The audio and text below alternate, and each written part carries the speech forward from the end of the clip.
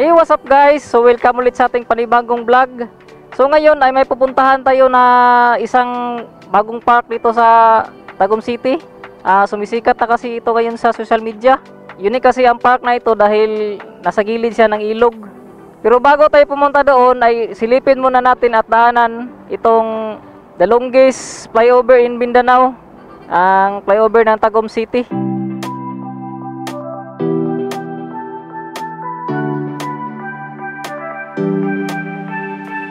Itong flyover nga pala ay may haba na 1.6 kilometers at ang kalsada naman nito ay may 4 na lanes. Nagkakahalaga ang project na ito ng 2.6 billion pesos at pinunduhan noon sa programang Build Build Build ni dating Pangulong Duterte. 2017 nang umpisahang gawin ang project na ito at 2021 naman nang ito ay matapos.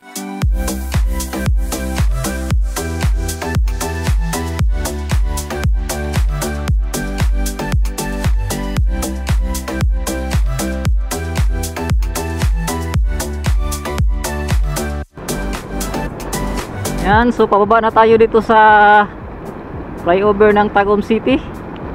So sana samahan nyo ako sa aking biyahe ngayon. Let's go!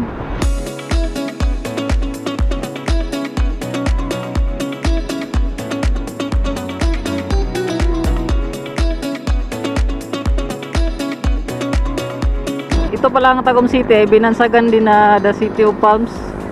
Yan, makikita niyo kasi dito sa gilid ng Maharlika Highway itong mga naglalakihang mga palm tree na mahalin tulad daw doon sa bansang Dubai. So makikita natin dito sa kalsada ng Maharlika Highway ang mga nakahilirang palm trees, dahilan para tawaging the City of Palms ang Tagum City. Ang kalsadang ito ay may 6 lanes, center island at maliliwanag na street lights.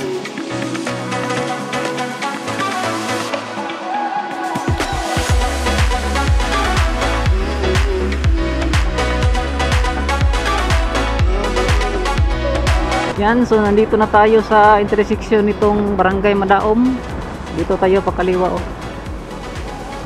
Yan, makita natin yung landmark na may nakalagay na musikahan.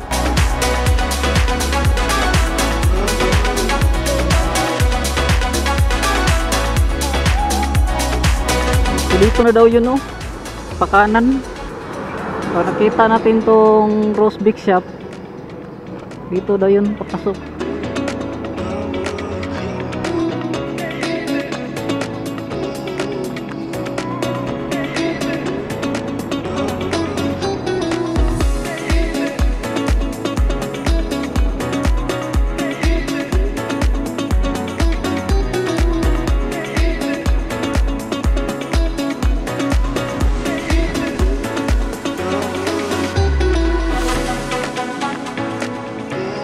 Yan, so after mga 30 minutes na biyahe mula doon sa sentro ng Tagum City, narating na natin itong bagong pasyalan dito sa Tagum, ang Labintad River Park.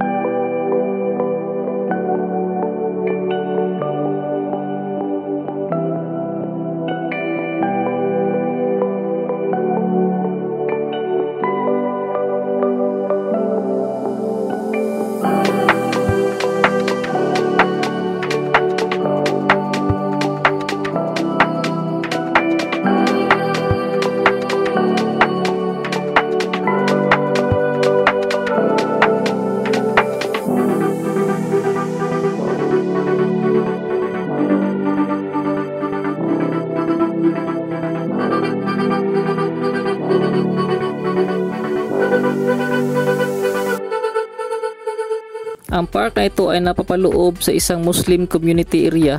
Dahil sa pakikipag-ugnayan ng City Government of Tagum at ng community na ito, kaya nagawa at nabuksan ang park na ito sa publiko. Naging isang malaking oportunidad na rin para makapagnegosyo ang mga nakatira dito sa lugar.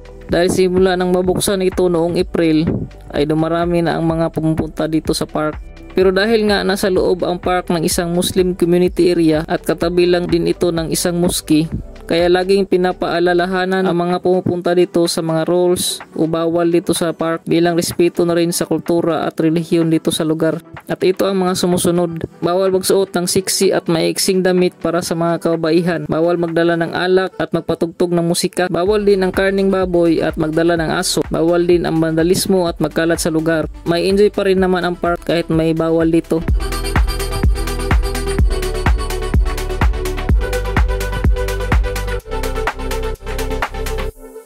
Hindi mo tana, ma'am? Ano ang pangalan mo ni Diab na bintad? Wala siya kanang ngalan sa babae. Babae? Dalaga nga anak sa dati. Lala. Ah, tignan kayo. Oh. Kawan? Grabe. Makita natin dito na yung tubig ay hindi pa kulay blue. Kasi nahaluan pa siya ng tubig tabang. Pag nagkulay blue na daw dito, yung high tide na, yun na daw yung tubig dagat.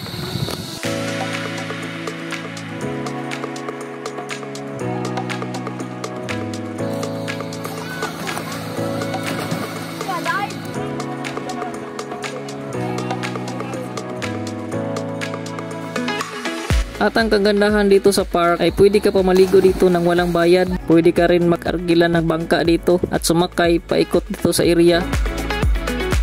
And soon, meron na din kayaking dito.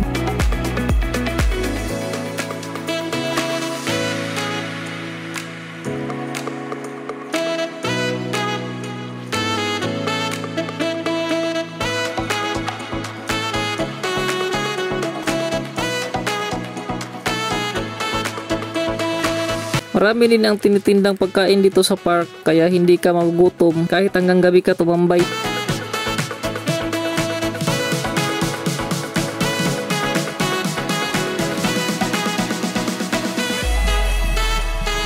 So anytime, pwede ka pumasyal dito. Pero ayon sa mga locals dito, ay pinakadabis daw ang umaga or hapon dahil mataas ang tubig sa ilog at magkukulay blue dahil sa lalim nito. Ayos din paggabi dahil ma-appreciate mo ang ganda ng lugar, background ang buwan. Maganda yung gabi daw dito pag may buwan.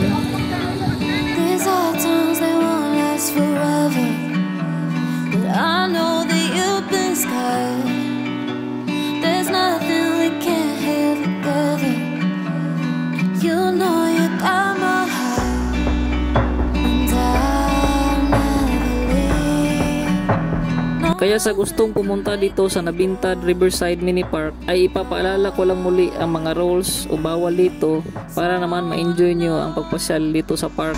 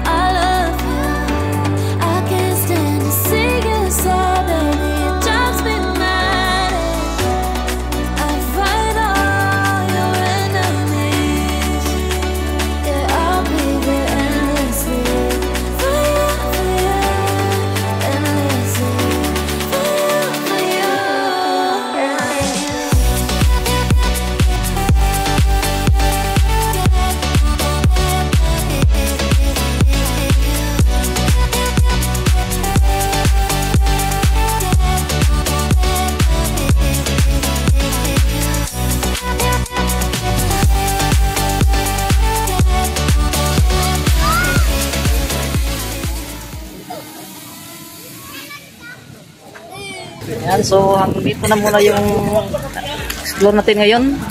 So sana nagustuhan nyo yung vlog natin.